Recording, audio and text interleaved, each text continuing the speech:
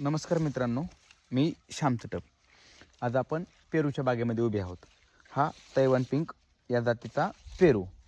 आज सरासरी बघितलं तर मित्रांनो प्रत्येक झाडाला एक 50 ते 55 हा फंब बसलेला आहे. आणि जे म्हणजे हे वर्ष पहिलं आहे तरीसुद्धा यावर्षी जास्त पाऊस कळ झाल्यामुळे थोडी झाडांची हानी झाली, पण साधारण म्हणजे माल चांगला आहे म्हणायचं. आणि जो माल आता आम्ही ह्याला स्टेजिंग करून घेतलेली आहे. ह्याला स्टेजिंग यासाठी केली की जे त्याची फांदी जी होती ती पूर्ण खाली जात होती. मग ते खाली न जाता आपण ह्याला स्टेजिंग करून पूर्ण हे बघू शकतात की आपण ह्याला हे तारकाठी केलेली आहे.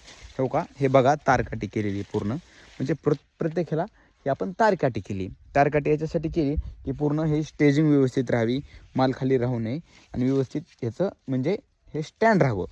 आणि दुसरी गोष्ट मित्रांनो, हे बघू शकतात की आपण हे जे साड्या लावलेल्या आहेत. साड्या लावायचं कारण हे एकच आहे की जे आता उन्हाळ्यामध्ये आता ऊन चालू होतं आहे आणि ऊन चालू झाल्याच्या नंतर जे झाडाला सनबर्निंग चालू होणार आहे, त्यामुळे आपण काय केलं माहिती का, हे साड्या लावून घेतलेल्या आहेत. जेणेकरून त्या पेरूवर कुठलाही प्रकारचा चट्टा येणार नाही, कुठलाही प्रकारचा त्या ठिकाणी त्या पेरूला म्हणजे काही हानी होणार नाही, याच्यासाठी आपण हे पूर्ण कमी स्वस्तात आपण साड्या लावून घेतलेल्या आहेत.